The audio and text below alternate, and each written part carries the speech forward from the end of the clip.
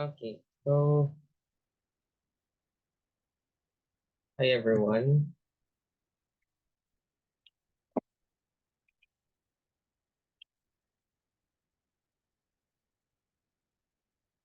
So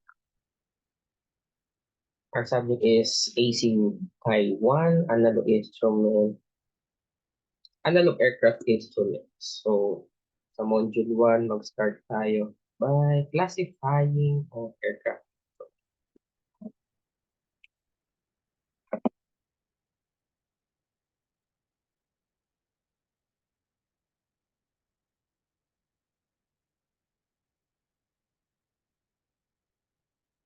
So as you can see guys, here sa aircraft instruments, simula nung beginning of the manned flight, it has been recognized that supplying the pilot with information about the aircraft and its operation could be useful and lead to a safer flight. And we all know that the Wright brothers had a very few instruments on their Wright Flyer, yun yung tawag nila sa aircraft before, the Wright Flyer. But they did not have any engine, tachometer, an anemometer, or pwedeng wind meter and tawag doon, and a stopwatch. They were obviously concerned about the aircraft engine and the progress of their flight. So, simula nun, a wide variety of instruments have been developed to inform a flight crews of different parameters. Instruments system now exists to provide information on the condition of the aircraft engine, components, the aircraft attitude in the sky, weather, cabin environment, navigation, and communication. So, kung makikita nyo dyan sa mga figure na nakikita nyo sa screen, so from the top or nandito sa may left part, ayan, yung instrument of the Wright Flyer on a World War I era aircraft at late 1950s or early 1960s.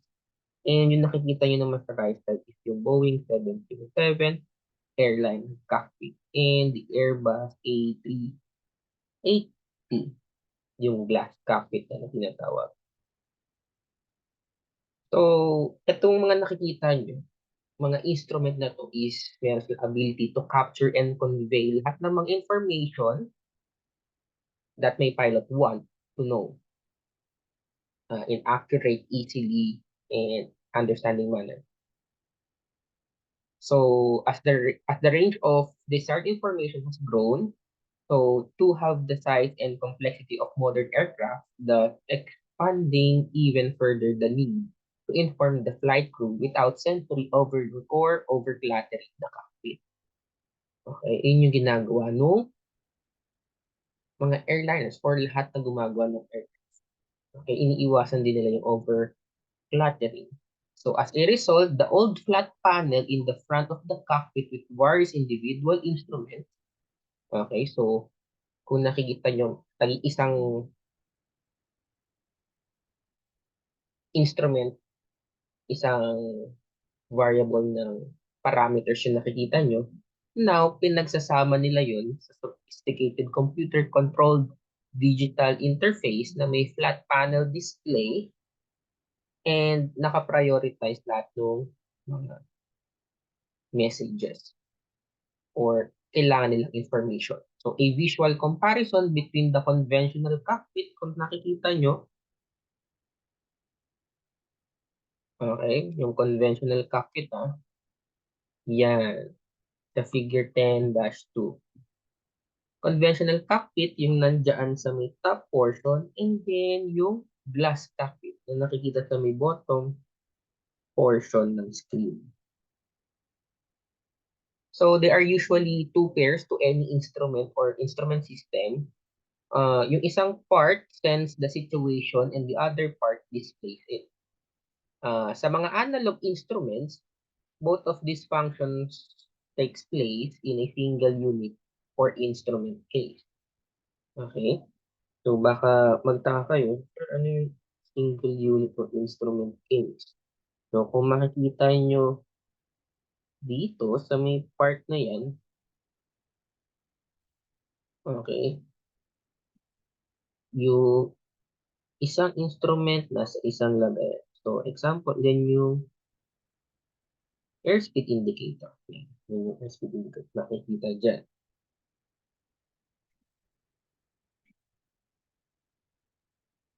And these are called mga direct sensing instrument.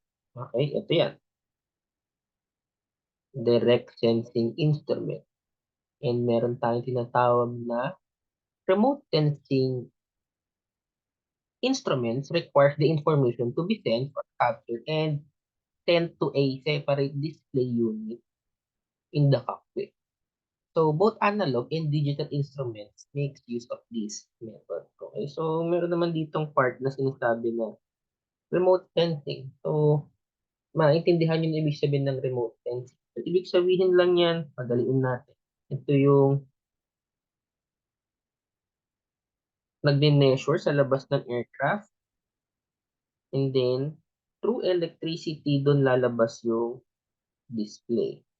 Pag sa direct, okay, pag direct sensing naman sinasabi, kung nakikita nyo dito sa top portion, naka-directly nakukuha niya yung air pressure galing sa labas. Ganun yung nangyayari.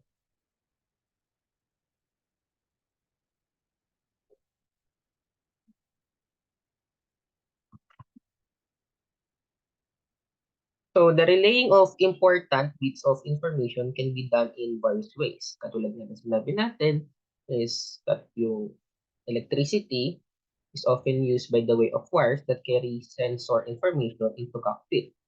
Minsan ginagamitan sila ng pneumatic lines are used. Sa mga modern aircraft, this can lead to an enormous amount of tubing and wiring terminating behind the instrument display panel. So, more efficient information transfer has been accomplished via the use of digital data bus. These are wires that shares message carrying for many instruments by digitally encoding the signal for each. So, yung pag-imbento ng mga remote sensing instrument system reduces the number of wires and weight required to transfer remotely sense information for the pilot use. Okay? So, kung iisipin nyo mabuti, pag direct sensing, more on tubing. And then, pag remote sensing, more on wires na siya. So, flat panel computer display screens that can be controlled to show only the information desired are also lighter in the weight that the numerous individual gauges. So, it would take to display the same information simultaneously, and added bonus is the increased reliability inherent this to the solid state system.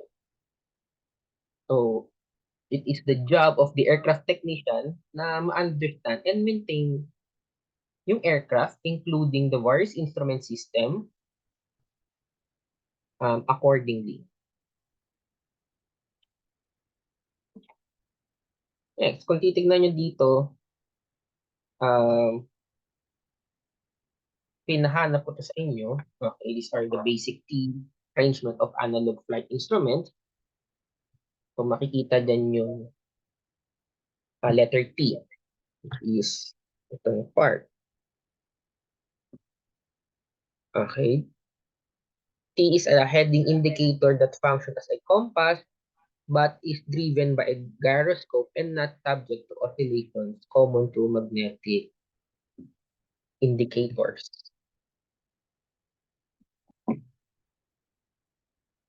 So, kasama na to in classifying the instruments. So, katulad ng sinabi ko before, or meron akong nabanggit, there are the three basic kinds of instrument classified by the job they perform, yung flight instruments, engine instruments, and navigation instruments. There are also miscellaneous gadgets and indicators that provide information that do not fall sa mga classification na to. So, ibig sabihin, individually or independent na gauges sila. Flight control position, cabin environmental system, electrical power, kung alam nyo din yung auxiliary power unit, for example, are all monitored and controlled from the cockpit via the use of instrument system. So all may be regarded as position or condition instrument since they usually report the position of the certain movable components of the aircraft or the condition of various aircraft components or system not included in the first three groups.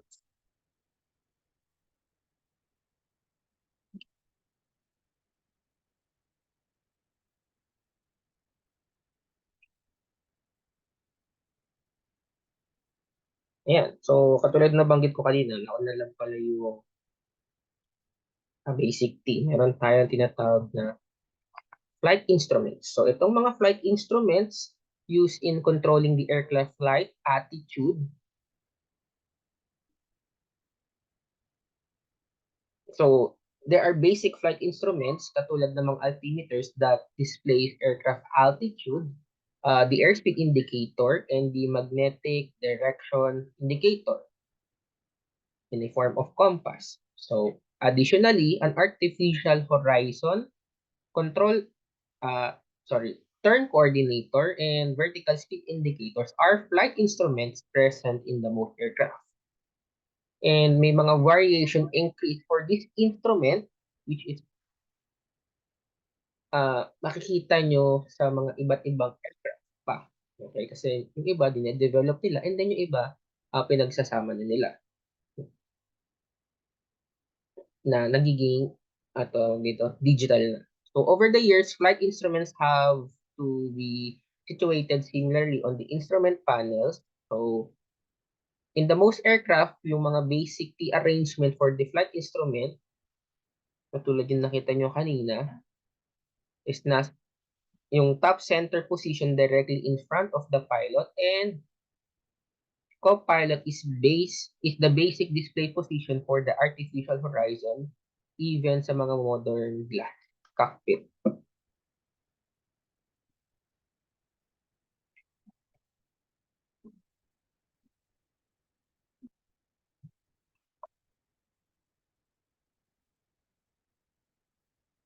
Ayan. Ano pa? So, kung nakikita nyo naman dito sa figure na 10-5, or hindi ko pala nasulat yung figure, but original analog flight instruments are operated by the air pressure and the use of gyroscope. Yung katulad ng pinakita nating basic T. So this avoids the use of electricity, which could put the pilot in dangerous situation if the aircraft lose electrical power. So development of sensing and display technique combined with advanced aircraft electrical system has made it possible for reliable primary and secondary instruments that are electrically operated, nonetheless of than a pneumatic altimeter, a gyro artificial horizon, and a magnetic direction indicator are retained somewhere in the instrument panel for redundancy. Okay, so katulad din to ng sinabi ko before. Sa aircraft or any aircraft, meron tayong tinatawag na system redundancy. Okay, so ibig sabihin lang nun, merong mga panels na nauulit. Okay, dahil syempre, pag nag-fail yung isa, dapat meron ka pa rin backup. Kaya yun yung sinasabing system redundancy.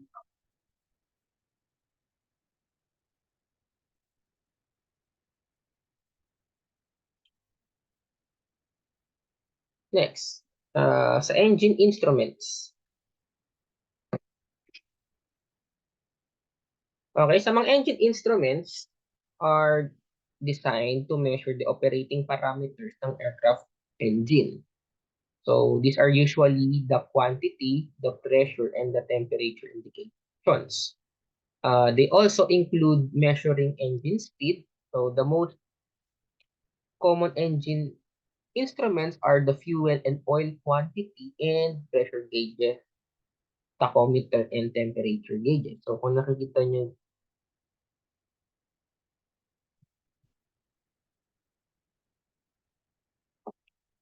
then dito sa may image, ayan yung mga example ng engine instruments na pwede nyo makita sa may aircraft.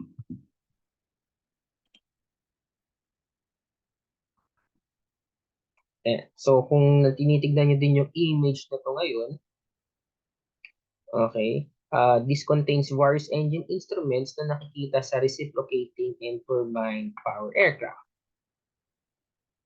So, and itong common engine instrument ay nakikita always sa gitna ng mismong cockpit kasi pwede siyang tignan ng pilot and yung co-pilot. So, sa mga light aircraft requiring only one flight crew member, so this may not be the case. Sa mga multi-engine aircraft, ginagamitan siya ng mga single gauge for particular engine parameter, but it displays information for all the engine through the use of multiple pointers on the same diaphragm. Okay, so minsan, kung meron kang engine 1 or 2, or meron kang mini-measure na magkabila sa left and right, minsan, ginagawa nila, pinagsasama nila yung pagtingin ng pressure or indicators dun sa isang instrument. So, ulitin ko lang ulit sa engine instrumentation or sa engine instruments, dinidisplay siya sa center ng cockpit kasi tinitignan siya and dapat makita siya visible by the pilot and the co-pilot.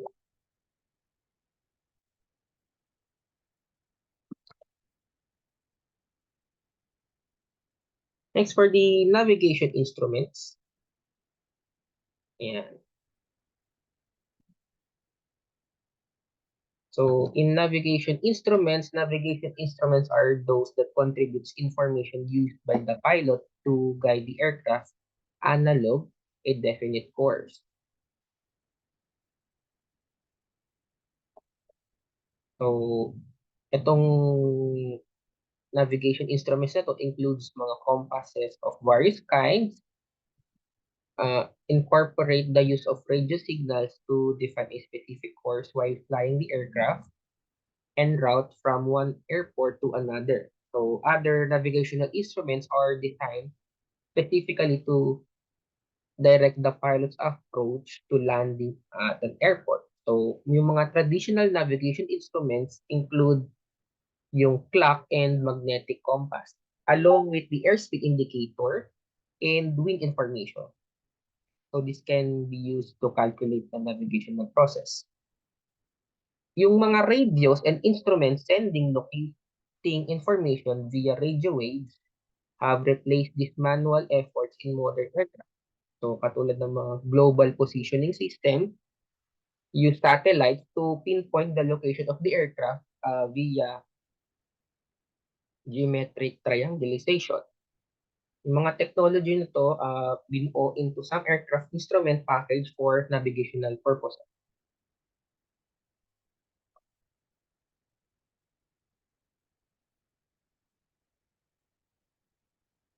So to understand the various instruments na gumagana and can be repaired and maintained, they can be classified according to the principle upon which they are operated. Yung ibang mga mechanical methods to measure pressure and temperature, yung iba utilize the magnetism and electricity to sense and display parameter. Other depends on the use of gyroscope in their primary workings. Still, yung iba nag-utilize ng solid state sensor and computers to process and display important information. Now, makikita natin yung about sa may pressure measuring instrument. Ito. So, sinabi sa Pressure measuring instruments. A number of instruments inform the pilot of the aircraft's condition and flight situation through the measurement of pressure. So, ulit natin, ginagamit ko siya ng pressure. So, mga pressure sensing instruments can be found in the flight group and the engine group. And they can be either direct reading or remote sensing. So, alam niyo na ibig sabihin ng direct reading and remote sensing.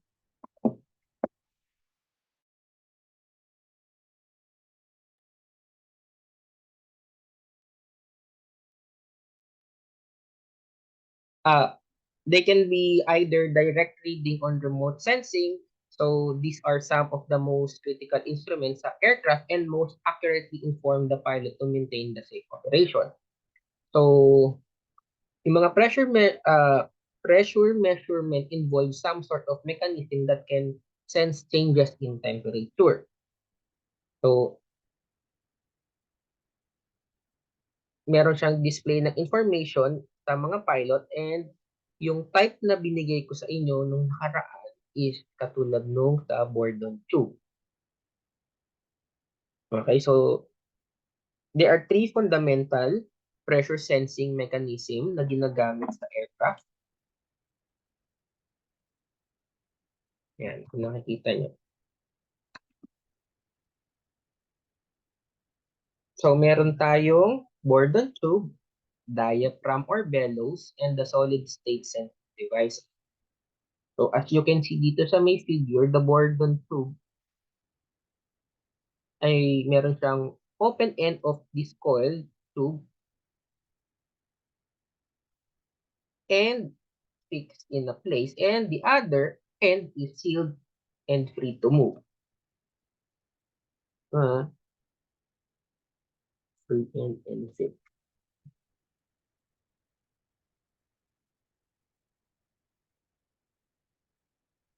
Yan. Sulitin natin. So, in terms of fluid, when a fluid that needs to be measured is direct into the open end of the tube, the unfixed portion of the coil tends to straighten up. Katulad ng sinabi ko sa inyo before. Okay?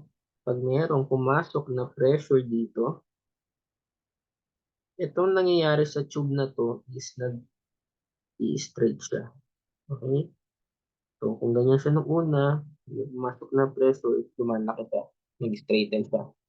Kaya the higher the pressure of the fluid, the more tube straighten.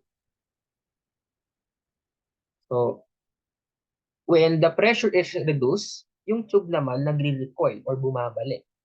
So, a pointer is attached to this moving end of the tube. Yan, kung nakikita nyo dyan, yun.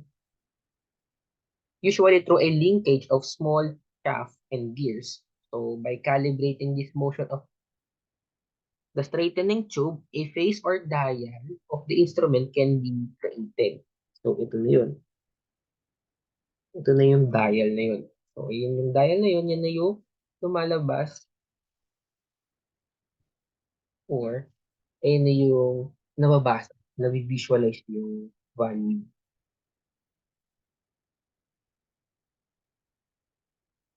So, si Bourdon tube is internal mechanism for many pressure gauges na ginagamit sa aircraft.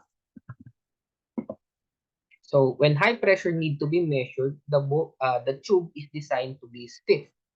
So, gauges used to indicate lower pressure use a more flexible tube that uncoils and coils more readily. So, si Bourdon tube made from the coil and uncoil the tube consistently numerous times. So, hindi siya na-stress or napuputol agad.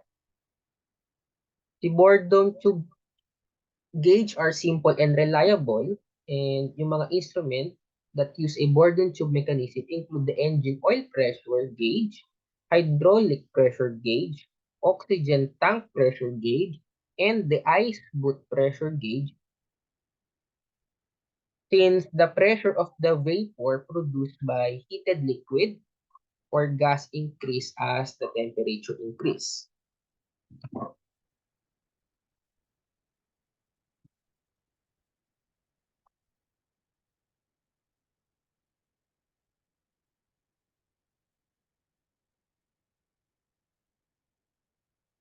So Borden tube mechanism can be also used to measure the temperature. So this can be done calibrating the pointer, connecting linkage, and reliable the phase of the gauge with the temperature scale. So oil temperature gauge often employ sa may Borden tube mechanism.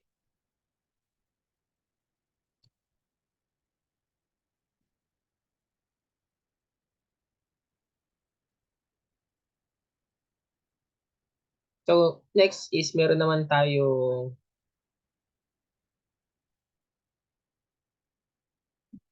diaphragm and bellows. So itong diaphragm and bellows are the two other basic sensing mechanism employed in aircraft instruments for pressure measurement. So the diaphragm is hollow, kung nakikita nyo dito. Ayan. Hollow yan with thin-walled metal disc, usually corrugated. Sinabing corrugated, ito yung mga nakikita nyo. Corrugated. So when the pressure is introduced through an opening on one side of the disc, the entire disc expands. So by placing linkage in contact against the other side of the disc, the movement of the pressurized diaphragm can be transferred to a pointer that registers the movement against the scale on the instrument face. So, yun nga, alam naman din natin sa diaphragm, pag napapasungat ng hangin, or nagbigay kayo ng example, pag tumataas yung pressure, tumataas din yung or nagkakaroon ng movement dun sa may scale. So, diaphragm can be sealed. Okay. Pwede naman itong diaphragm na to, pwede siyang sealed. The diaphragm can be evacuated before sealing. So, retaining absolutely nothing inside. So, when this is done, yung diaphragm is meron na siyang tinatawag na aneroid. Yung mga nandito sa loob yan.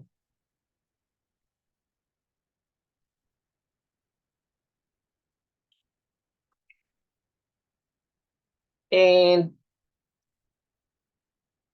when the number of diaphragm chambers are connected together, tinatawag naman siyang bellows. Okay? Yan na. So, tulad ng bellows. So, this accordion-like assembly of a diaphragm can be very useful when measuring the different pressure between two gas. Yan tinatawag na differential tool. So, hindi siya katulad ng single diaphragm. It is the movement of the side wall of the bellows assembly that correlates with changes in pressure and to which a pointer, linkage, and gearing is attached to inform the pilot.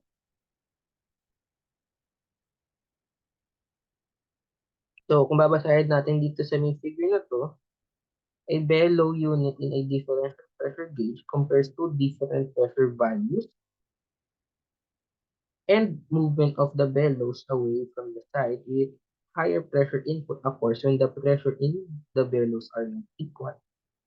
So the indicator linkage is calibrated to display the difference. Okay, so ganun lang din. Kung tulad kung nakikita nyo dito sa may image na to, siyempre pag mayroong pumasok dyan, and tumaas yung pressure dito sa loob ng bellow, okay, yung reading nagbabago.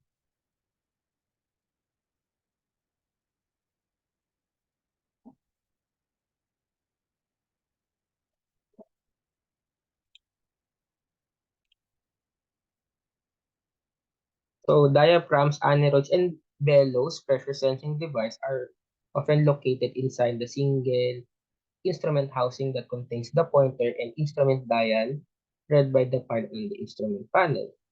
Now, sa solid-state microtechnology pressure sensors are used in modern aircraft to determine the critical pressure needed for the safe operation.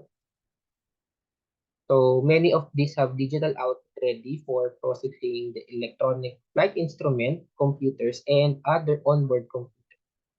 So yung mga ibang sensors, gumagamit sila ng microelectric signals that are converted to digital format for the use by the computer.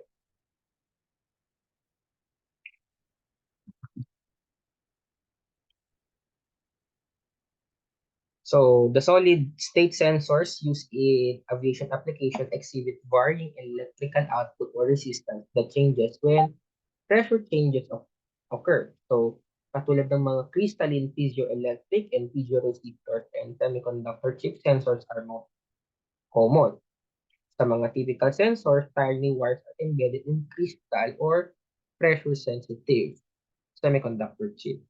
So when pressure detects the crystal, a small amount of electricity is created, or in the case of semiconductor chip and some crystal in resistance change. So for example lang naman, ito yung crystalline piezoelectric nyo. So may nag-apply na pressure or electricity.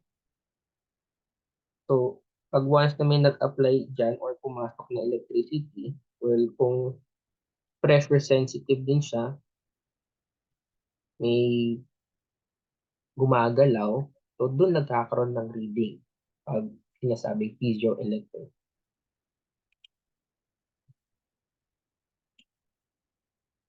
Okay, that's the end of the module 1.